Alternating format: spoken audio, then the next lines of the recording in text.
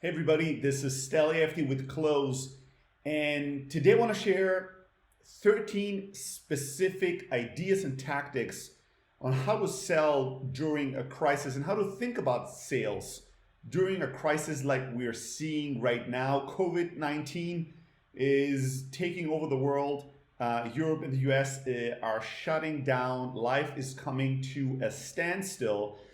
I'm not going to pretend that I have any fucking clue what's going to happen over the next couple of weeks and months, but I'm going to tell you the advice that I'm giving to my team, to my friends, and to the increasing amount of founders and sales leaders that are reaching out to me every single day asking for guidance and advice. So, the first thing I wanted to share, first tip, is assume the fucking worst. This is not the time for rosy glasses and for your optimism, right? There's a time to be a hyper realist. There's a time to be an optimist. Now is the time to be soberly pessimistic, realistic, and to assume the worst and prepare for the worst. And as things develop, if those assumptions turn out to be wrong, you'll adjust and go from pessimistic to realistic and to back to optimistic worldview. I don't want anyone stuck in a pessimistic mind frame, but right now there's no reason to be optimistic just because it feels better to you, just because you like it, or just because you're used to it. I hear these reasons all the time. People are like, Stelly, you're typically so upbeat. You're such an optimist. Why are you so pessimistic right now? Why are you so negative right now? Well, because I do live in the real world, and when you show me data and proof and numbers and facts that things are going to go really bad very quickly, especially for the world economy, there's no reason for me to be like, well, but I don't feel good being negative, or I don't feel good planning for the worst case scenario. Nobody cares about my feelings. And the world doesn't care about your feelings. Reality does not give two shits about your feelings. So right now, it doesn't matter if you typically like to be optimistic right now, I would highly advise you to assume the worst and to start preparing for it and to start adjusting for it, which is my second tip, is get your fucking act together. We all need to get our act together. I think the first thing that happens is when you assume the worst is your anxiety levels go up. Your fears start popping up. You get stressed. All these things don't feel good. I had to go through this a couple of weeks ago because of the information diet that I've had over the last 4 to 6 weeks. I feel like slightly ahead of the curve in terms of my conclusions and the way I respond to it emotionally and the way we respond to it as a business. But either way, you're going to have to go through some level of anxiety and some level of, feeling paralyzed, honestly, feeling shitty about the whole situation. When you feel poorly, like, your diet goes, you start eating your feelings, your best habits start going, you might exercise less. I mean, the gyms are closed here, so today I had to go out into the streets to do some jump roping and some running, and all kinds of weird things happen when I did that. But your exercise, your daily routine of reading, like my digital time on the phone has gone up 130% within the last 10 days or so. Like I spent almost 5 hours on the phone. I used to spend 2 hours during the day on the phone. Now it's like 5. It's insane. So you're going to go through a shitty phase. My advice to you is get through that quickly, get it out of your system, and then get your act together, which means take control of your emotional household, set a plan in place on how to take back your state of mind, how to be proactive, how to put together a plan together that makes you feel empowered, gives you clarity and direction, and make sure that it doesn't matter, like you feeling afraid, overwhelmed, or stressed will not make you better or make the situation better. So you need to step out of it, get your act together, and start taking action, even if you feel limited. And stop complaining about how everything is harder. Your children are at home, all the stores are closed, all kinds of things that might not be going well for you or might make your daily life harder. Now is the time to get your act together. Stop complaining, stop feeling sorry, stop feeling overwhelmed, and step into a proactive and determined state of mind. Tip number 3, act faster. Act fast and faster than you thought. If you're like, well, maybe in a couple of weeks we should do X, maybe you should do it today. Maybe you should do it tomorrow. Now is not the time to wait and see forever. Now is the time to ask yourself what needs to get done right now and what plans need to get adjusted immediately. And I'll talk to you in tip number 4 about some ideas for what that means, acting fast. Well, if there was ever a time to encourage your customers to get an amazing deal by prepaying for the rest of the year with you, now is the time. Prepays obviously mean an injection of cash flow to you and your business, which could be the difference between life and death for your company. You need to highly prioritize anything that adjusts cash flow ASAP. If you have invoices out to be paid next month, give them a discount to pay them today. If you have negotiations going on right now for contracts to be signed or customers to be closed, give them a deal that's too good to be refused to prepay.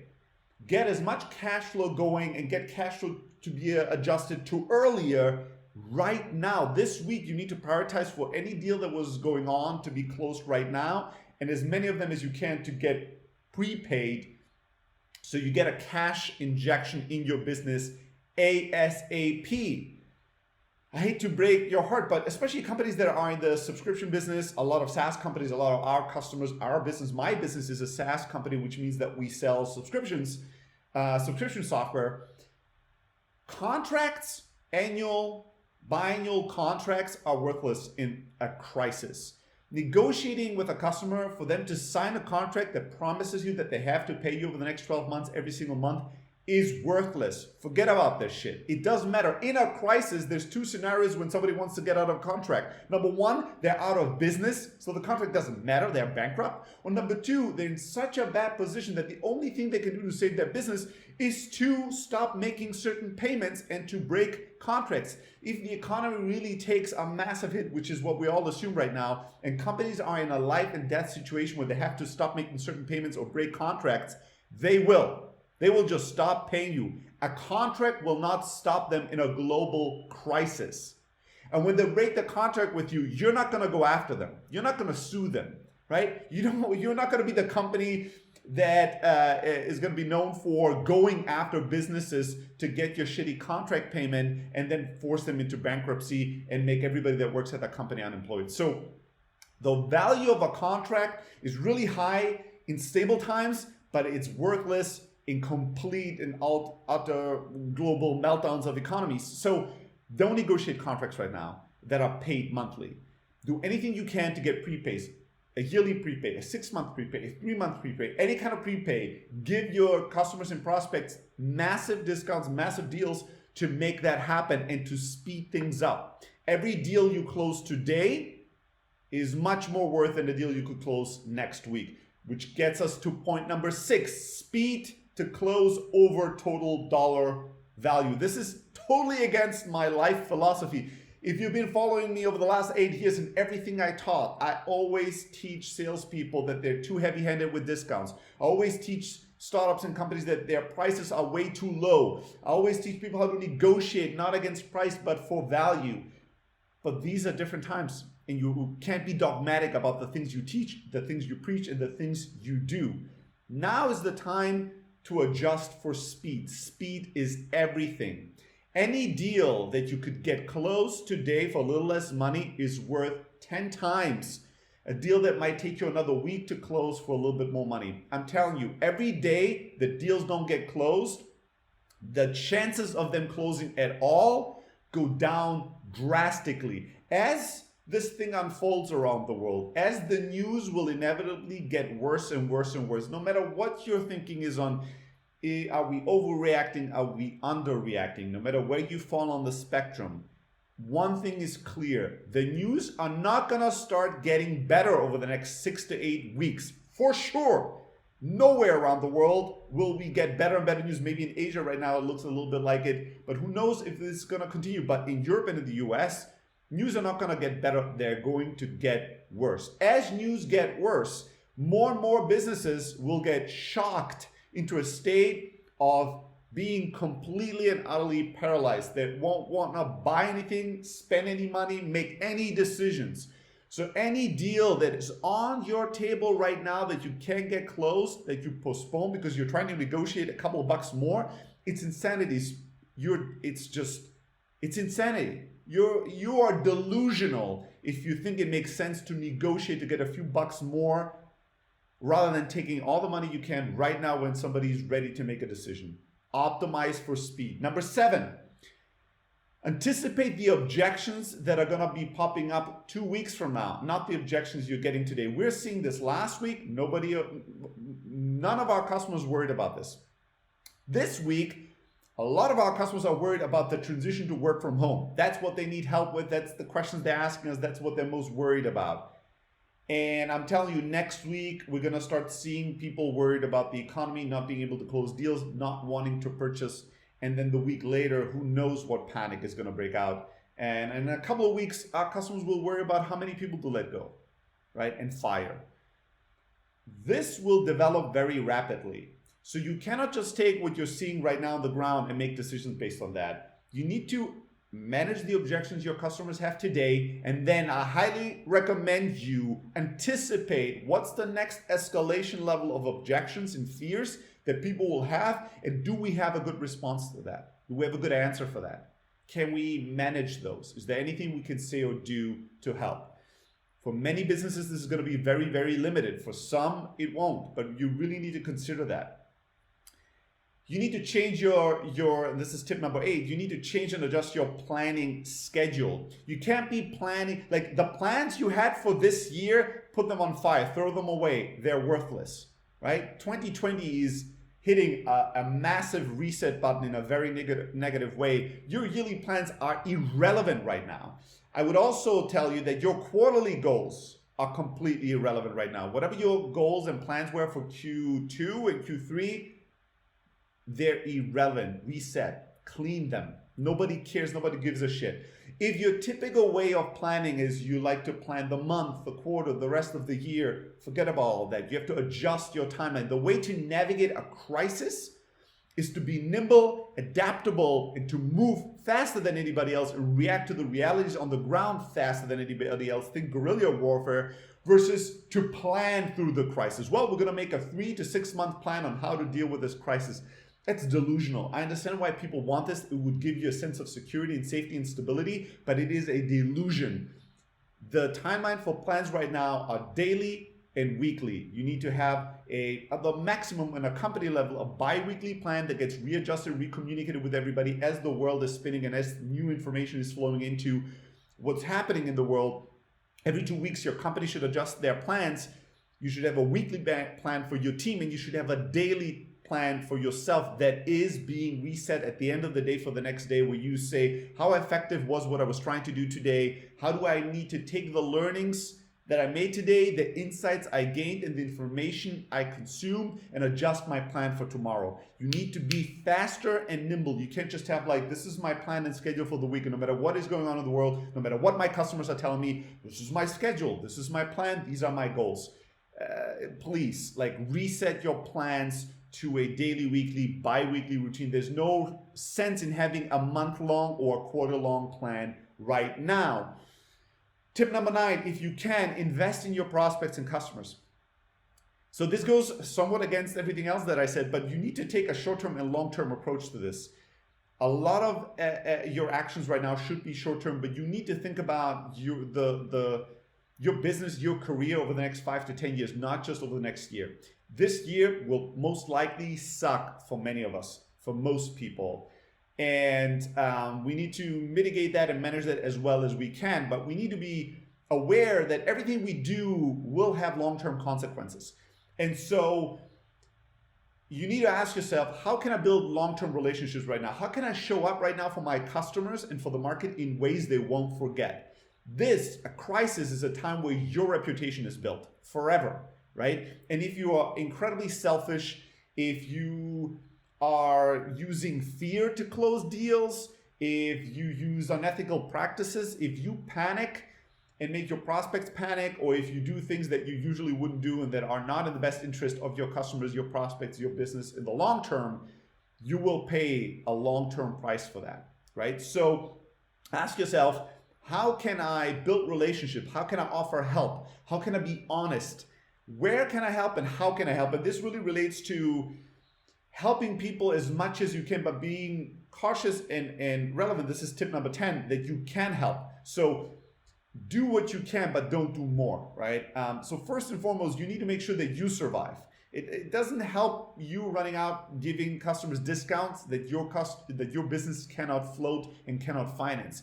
There's some VC-backed companies out there that will offer amazing deals to customers or will make amazing investments in their customers during this time. That's inspiring, that's awesome. And if they have the capital to make that investment, that's a great strategic way to take advantage of a crisis to really, this is partially doing good, but it's also partially building your brand or reputation. So it's marketing and PR to offer incredible deals or free accounts, or, I've seen companies that invest, they have like a fund that they'll give money out to certain type of customers. There's all kinds of awesome things happening in the world. If you have the excess cash, that even if you go with the worst case scenario, you're still going to be able to make extra investments in your customer base, do it. But if you can't just offer that because your competitors are offering that when it's going to bankrupt you in 2 months because you don't have enough cash to give out these loans or make these investments in your customers. So, think about how to help in creative ways if you don't have the cash, right? Maybe you offer more one-on-one consultations. Maybe you waive off some service fees. Maybe you give your customers better payment terms if you can afford it. Maybe you just teach them more as you learn and as you navigate through the waters. When you make bad decisions or good decisions, share more freely, create more content, give more webinars. Don't send emails that say, hey, we're really concerned about you and we're taking good care of our people. And don't add noise to the world. And don't be tone deaf. This is the next tip, right? Tip number 12 at this point, I think. Don't do marketing as if the world is melting, right? I see this every single day. I see ads everywhere. I see content being published on social media that I'm like, are you people nuts? Like, nobody gives a shit about this right now. Now is not the time to be promoting something that is completely devoid of what's going on in the world. There's two types of things people care about right now. Your customers, your prospects, there's two types of things they want to know. Well, maybe just one type of thing. How the fuck do I deal with this crisis right now? What can I do to be better prepared right now? That's what you need to tell them. This is the message they care about. The second thing I was thinking about is they want to get distracted, but most people that are in sales, you're not in the entertainment business, so you won't benefit from maybe the influx of hours consumed on YouTube or Netflix or HBO or whatever. So, if you're in the business space, you need to help people with dealing with what their challenges are right now. Don't post information that is tone deaf and that makes you look like you're completely disconnected from reality. The next tip, and this is, it's not a accident that this is at the very end of my list, is cut cost.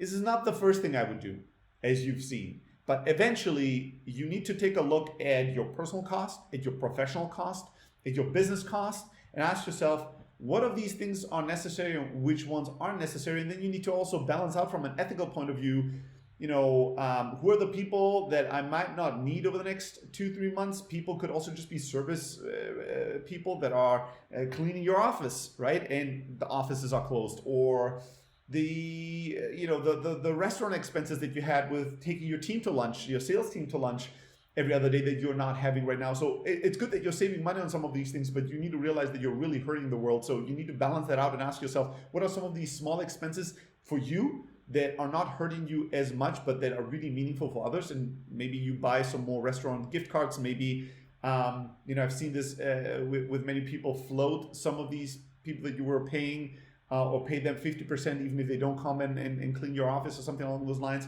But then look at other costs that are completely unnecessary that you can cut. Long-term plans and investments of buying, making large investments or making large travel plans or anything like that. Maybe you want to put the pause button on any massive expenses that are not absolutely necessary coming up to put yourself in a better cash flow situation.